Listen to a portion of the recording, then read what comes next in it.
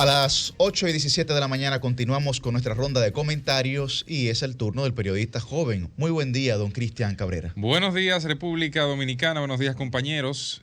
Esta semana me encaqueté esta gorrita en la cabeza porque quisiera abordar un tema vinculado al deporte y fundamentalmente al béisbol, sobre todo luego de conocerse anoche la información de que Fernando Tatis Jr., astro de Grandes Ligas, miembro de los Padres de San Diego, cayó en el sistema de dopaje como violador del mismo.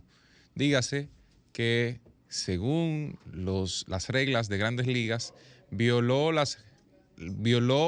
el orden en ese sentido en materia de dopaje para el negocio quizás de mayor lucro para República Dominicana per cápita, hay que decirlo. ¿Y qué pasa con esto? Bueno, muchos entenderán que no hay problemas más allá de los personales que tenga el señor Fernández Tatis Jr., pero más que buscar la forma de perdonar la acción que tuvo este jugador de Grandes Ligas, lo que yo quiero poner sobre la mesa hoy es: hay una revisión que debe hacer, a mi juicio, el béisbol de las Grandes Ligas en lo relativo al tema de dopajes. Miren, las Grandes Ligas tuvo su época dorada precisamente previo al año 2004 y los resultados en términos de audiencia, aunque el negocio ha crecido mucho en términos económicos, el comportamiento y los niveles de fanatismo estuvieron en su mejor punto de 2004 hacia atrás. La época donde figuras como Alex Rodríguez, Ken Griffey Jr., Manny Ramírez, Barry Bonds y otros astros estuvieron dominando el escenario. Sin embargo, ese dominio del escenario no fue lo suficientemente sostenible en el tiempo y provocó que de 2004 hasta hace 2, 3 años quizás, las Grandes Ligas iniciaron un proceso de caída libre en términos de audiencia y comportamiento de la fanaticada hacia ese negocio. Y aunque estuvo en uno de sus mejores momentos en términos de rentabilidad, hay que decir que la base de sustento de ese deporte no estaba en sus mejores momentos per cápita. Y cuando hago el señalamiento per cápita me refiero a que el fanático no gastaba como antes, a que el béisbol no se había tornado un deporte entretenido, que es básicamente lo que buscan los deportes. ¿Por qué yo hago este preludio? Bueno, yo creo que Grandes Ligas en alguna medida debe flexibilizar su política antidopaje, porque el béisbol, y por eso Grandes Ligas en los últimos 2 años ha venido adoptando una serie de medidas para agilizar el juego, se ha vuelto un deporte aburrido. No porque lo diga yo, sino porque la generación que ahora se inserta a consumir este tipo de deportes tiene 1000 elementos de entretenimiento paralelos al béisbol de las Grandes Ligas. Un juego en promedio dura 3 horas y un poquito más. Ahora se ha cortado un poco ese tiempo.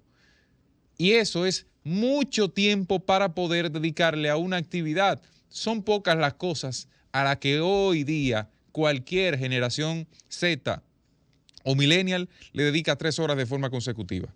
Y no es esto como una película en streaming que usted la detiene y la ve como si fuese una serie. No, el béisbol es al instante, es momento, es permanente atención. Y esa no es una característica que la generación que viene acompañando en términos de audiencia pueda mantenerse. ¿Y por qué? ¿Qué relación tiene esto con el tema de la política antidopaje de Grandes Ligas? Bueno, es que precisamente lo que se vivió en la época dorada del béisbol fue el disfrute de los jonrones, el choque de grandes rivales y el mercadeo que sí ha potencializado Grandes Ligas, pero que no ha podido mantener en el tiempo versus las otras características planteadas. De manera que quizás la flexibilización antidopaje, y no con esto eximo de culpa a Fernando Tatis Jr., aunque el argumento de él ha sido que se utilizó una crema para una raspadura, vamos a decirle así, en el cuello. Incluso su madre colgó una foto en las redes sociales. esto en alguna medida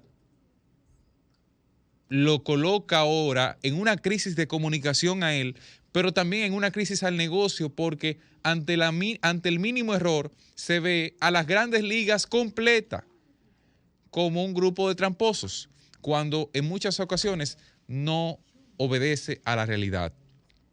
Y eso tiene que considerarlo para que puedan surgir nuevos Barry Bonds, nuevos Alex Rodríguez, nuevos Manny Ramírez, que más allá de los errores cometidos, muchos de ellos por cabeza dura, fueron personas que movilizaron el béisbol, lo dinamizaron para lograr el resultado económico que hoy se vive. Hoy el béisbol está en uno de sus mejores momentos económicos. Sin embargo, en términos de reputación y de atención, no está en su mejor momento. Y eso las grandes ligas deben contemplarlo para que el negocio sea en el tiempo sostenible. Ellos utilizaron una serie de medidas, agilizaron el juego. Se dice que hicieron cambios en la pelota para que haya más jonrones, para que haya más batazos largos, que son los que motivan a la fanaticada, estadísticamente y analíticamente probado. Y eso debe tomarlo en consideración el juego para que pueda mantenerse en el ambiente. Porque de lo contrario, Tatis Jr., que fue la portada de MLB The Show, dígase, quizás la imagen para el año 2021 más importante del béisbol de las grandes ligas, hoy tiene esta situación, quizás por un error simple o por una política muy estricta antidopaje, y eso debe tenerlo en consideración. Cierro con el tema del béisbol. Solo un señalamiento.